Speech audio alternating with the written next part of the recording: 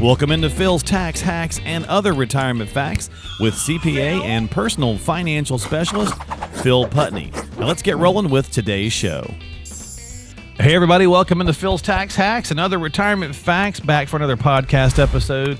And this week we're going to talk about March Madness because it is upon us and some financial lessons maybe we can take from the tournament. What's going on, Phil? How you doing, my friend? I'm doing good. Hanging in there? Loving March so far, hanging in there. Okay, all right. Now, are you a hoops fan, first of all? No, not really. No? I know enough to be dangerous. Okay. With sports like that, it gets interesting when it gets down to the end, so. Right. Which I think 16, is kind of the 4, case. 8, you get close to there, it's going to start getting interesting. Right. I think that's kind of the case for, there's so many basketball games throughout the year, college, obviously. Right.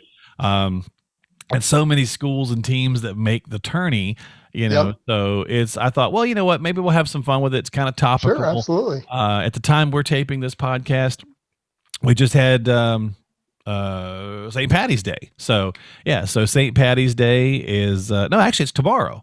Yeah. Yep, so tomorrow's St. Patty's Day. And yeah. So tournament starts in a couple of days. So you've got green on your wall, so you're good to go. I'm good to go. That's right. I just have to stand in the office. Yeah. So let's get in and talk about some March Madness and basically do a little financial lesson from it. So I'll tee you up with a couple of things basketball tourney related, and then I'll let you kind of do a financial, analogy or a little lesson from it. Okay.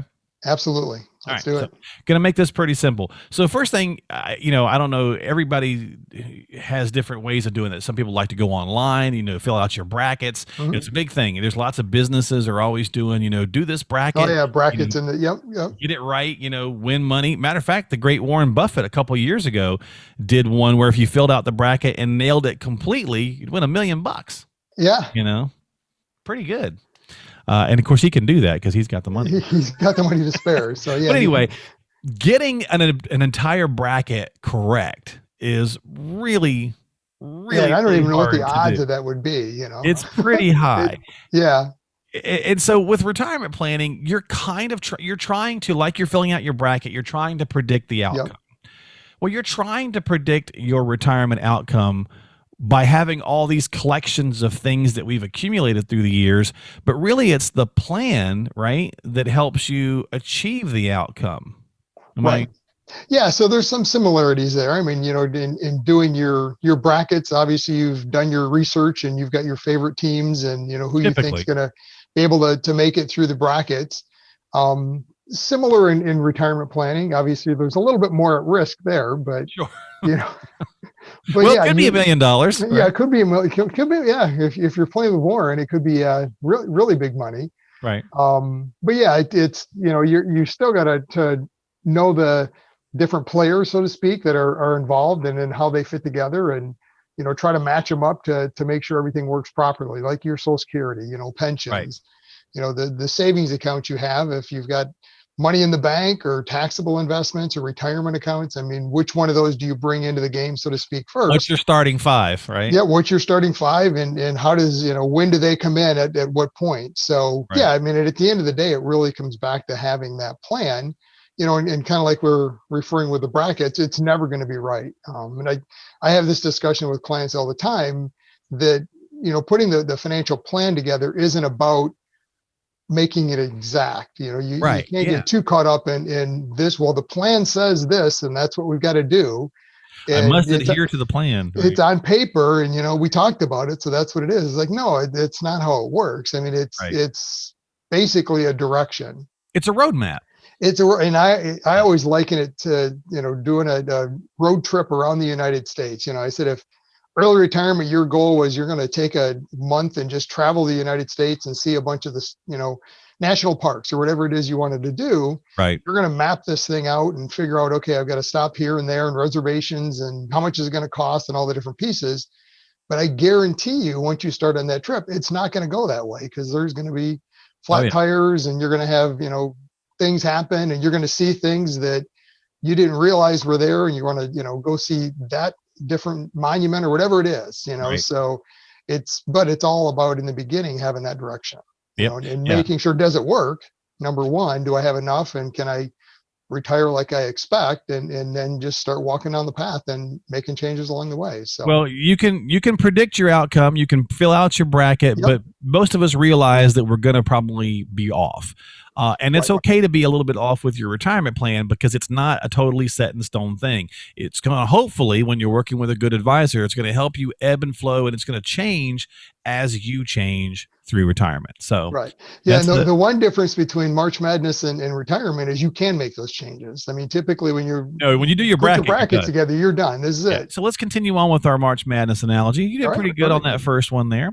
Let's talk about upsets, right? I mean, half the fun in sports, and it could be, if it's not basketball's not your thing, it could be football or baseball or whatever. And Yep. a good Cinderella story or a good upset always garners more views and more attention, and get to your point, right? The games get a little bit more amped up. You get a bit more excited. Mhm. And there's going to be upsets in, retirement. There's going to be maybe a Cinderella story. Maybe you got in on something that did really well for you, but Right. also you might have gotten into something that also caused you some issues, right? So those Right. things are going to happen. Yeah. So, I mean, the Cinderella story, that's always fun. I mean, in March Madness, I've heard of, some people, March that's how they Madness, fill their you're- bracket out, is they just go in and pick the underdog. Right. Oh, and yeah. see what happens. Which, I mean, hey, March Madness, that's fun. What do you got to lose? A few bucks maybe on a bracket. Right. Probably not the way you want to plan your retirement. You you might win, but you might lose pretty big too. Right. Right. We talked about GameStop a couple of weeks back. hmm Probably wouldn't have wanted to throw everything on GameStop, although I've heard of a couple of stories out there where people did, and some of them win big, others That's not a good so point, big. though. For some You people, know? it's a winner. For some people, it's like an upset. For some, it's Yep, a Cinderella story. there's always an up. Yeah, exactly. Well, same thing in the March Madness. I mean, those teams that you expect, they're gonna for sure take this bracket, and sometimes they don't. There's that upset, and it's like, what happened? I never saw that coming. Yeah. So, How many number 1 seeds got bumped off by, a number 7 seed? yeah, exactly. And they're not happy. I think I was been using for this week. Loyola of Chicago, a number of years ago, was not Okay. predicted to do well at all, and made it to the Final Four. Yeah. Knocked out a bunch of teams. So yeah, you just never know. Those things can happen. And in retirement, again, that's why your plan hopefully will ebb and flow and be flexible. And you've got to be flexible within your retirement plan in case you do get an upset, or maybe you get a happy one, maybe you get a good Cinderella story. So Right. Yeah, it's at the end of the day, don't bet the retirement on some of these underdogs. I mean, it's I've got clients that like to play the market and pick some stocks, and that's great. I always tell them I'd recommend, I mean, obviously it's their money, they can do what they want. Have a Right. little account off to the side, play with it, have fun, Sure. bet on whatever you want. You want to put GameStop or whatever whatever the stock is that you think, or Bitcoin or whatever you think it is, it's going to be. Not to make any recommendations, obviously, but just some of those, volatile, wild potentials out there that Right. have fun with that, but don't make that part of your main retirement necessarily. Well, So, let's talk a little bit about the homers. Okay. So when you're talking about any kind of sport, but you think, again, we mentioned March Madness and the fact that so many teams can get in. I mean, there's a lot of teams, right? And so sometimes the hometown team, and maybe they're not even very good, right? We're not talking about, back in the 90s with the Fab Five and Chris Webber and all those guys. We're not talking about a team that everybody expects to win the whole thing. We're Right. talking about, in Michigan and U of M, a lot of times we get teams into the dance for sure, just like we Yep. do with my teams, which is North Carolina. A lot of times they're in the dance, but there's teams that do make it in that probably don't have much of a shot. Right. But if they're your hometown team, man, you got to ride the wave. You got to go with it. You got to be behind them. Yeah. Financially speaking, Phil, sometimes people want to maybe be too much behind the hometown team, if you will. So, obviously here in the metro area, maybe you've got company stock, in Oh, absolutely. or GM or something. Mhm. Is there a point where you are weighting too much of yourself in that? Do you need to be careful of that? Yeah. And we talked about that a little while ago, a couple of weeks back on diversification, where Right. unfortunately it's something that I see quite often. Somebody's been with a company 30, 40 years, retiring from the company. Not too often you see that anymore, where somebody's been with that company all their career. Right. But they probably have a pension from that company. Chances are they've got some stock options from the company, Right. and then if you look inside their 401k, they might be heavily invested in the company there. So they may absolutely believe and love the company. And I don't, nothing bad about any of the companies. And I'm glad you're loyal and you love them. That's great. But don't tie your entire retirement or a big piece of your retirement to one company, let alone one industry, because things happen that are out of your control. What's a good percentage for any investment? Is it typically that 5 to 10%, never be more than a certain amount? Yeah, I would say no more than 5 to 10%, in any, absolutely one company, in exposure. I mean, think about, we could go all the way back to Enron as obviously a huge, that's kind of the big, scare story. Yeah, worst case scenario, but. But GE, I mean, go to GE for a little bit, same kind of scenario. People have seen a lot of changes in that. I mean, they're no longer on the, what are they on, the Dow, right? The Dow, yeah. Yeah, they're no longer on the Dow. I mean, back in around 99, I believe their stock was at their all-time high of around 50 something and some change. And it got down a couple of years ago to about $5. As of today, it's like 13, so just as an example, if you had too much of your self weighted in that because you work there, that's a heck of a ride. Yeah. And I mean, there's all sorts of companies out there like HP. I mean, look at, what they've gone through, the, companies that maybe haven't kept up with the industries, and technology and where things are going, or the industry just completely changes away from them. So it's, at the end of the day, it really comes back to that concept of diversification. You can love your home team, love that company you've worked for, nothing wrong with that. Go to, all their, events that they have. And, if they got retiree groups, that's awesome. Right. But don't have 50, 60, 70% of your overall retirement assets and or income tied to that company, because it's great point. You're asking for trouble long term. Because most of the time you're not on the board of directors, so you really don't know what's going on. And even if you are on the board of directors, sometimes you still might not be able to control things if an industry takes a hit or whatever. Well, I mean, the market's going to do what it's going to do versus what the board does. And sometimes you can kind of see that correlation. Other times it's like, I have no idea what the market's doing. I mean, it sounds like looks like a great company, financially stable, everything's going right, but market hates them, and stocks are down. So that could be like risky picks. And we kind of touched on that. I was gonna go that avenue of saying, hey, I've got like this buddy who never puts the top four in the, the top number one seeds in the final four, because he just wants to, he's like, and he always puts the underdogs, as making it. He's like, one of these days that's going to, pay off. That's going to work for him. But it's just risk for the sake of risk. And that's fine and dandy in a fun little world like that. But risk for the sake of risk when you're talking about retirement is not so smart. Absolutely.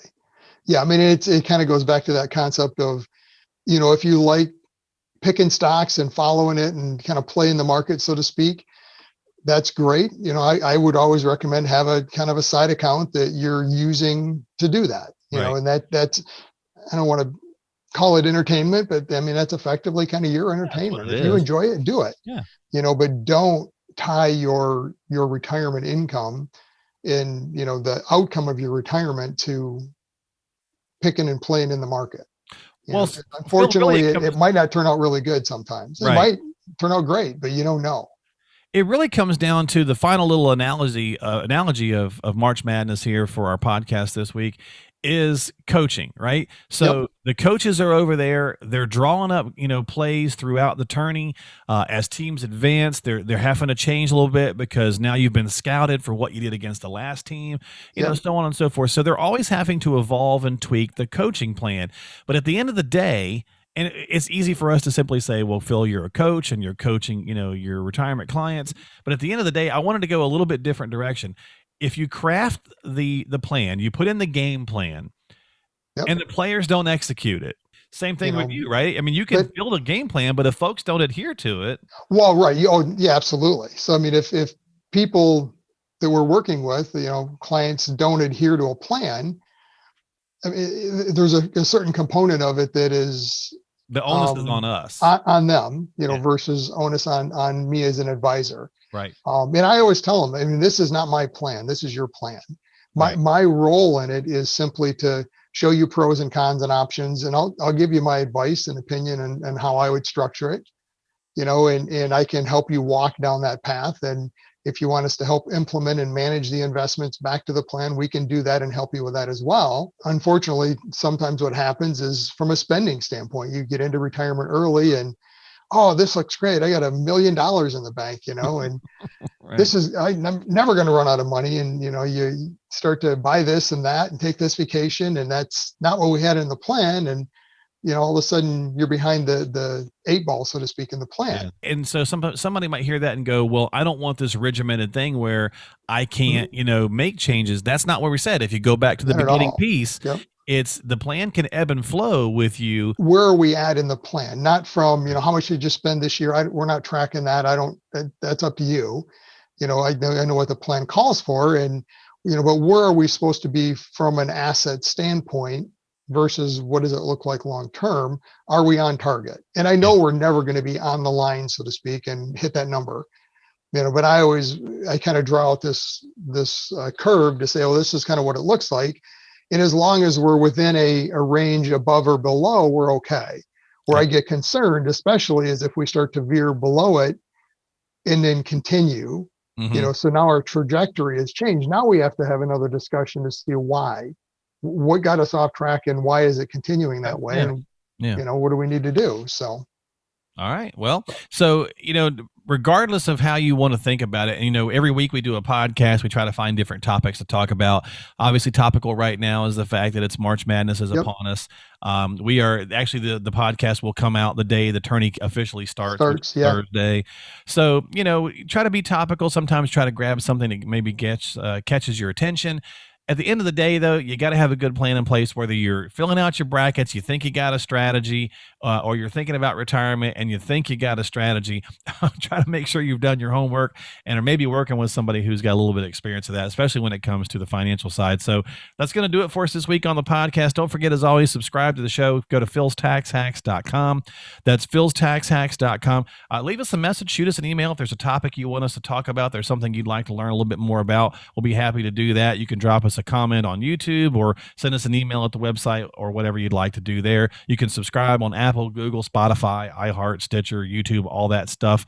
You can find us all over the place, but it's easiest just to go to philstaxhacks.com. That's philstaxhacks.com. And if you need to talk with Phil, you can also drop him a line right from there as well. And of course, the number's on the screen, or you could call 248-888-7530, 248-888-7530. Phil, that's going to do it this week, my friend. I hope you have a great week. Enjoy St. Patty's Day and March Madness. You too. Good luck with your brackets. You as well. We'll see you next time here on Phil's Tax Hacks and other retirement facts.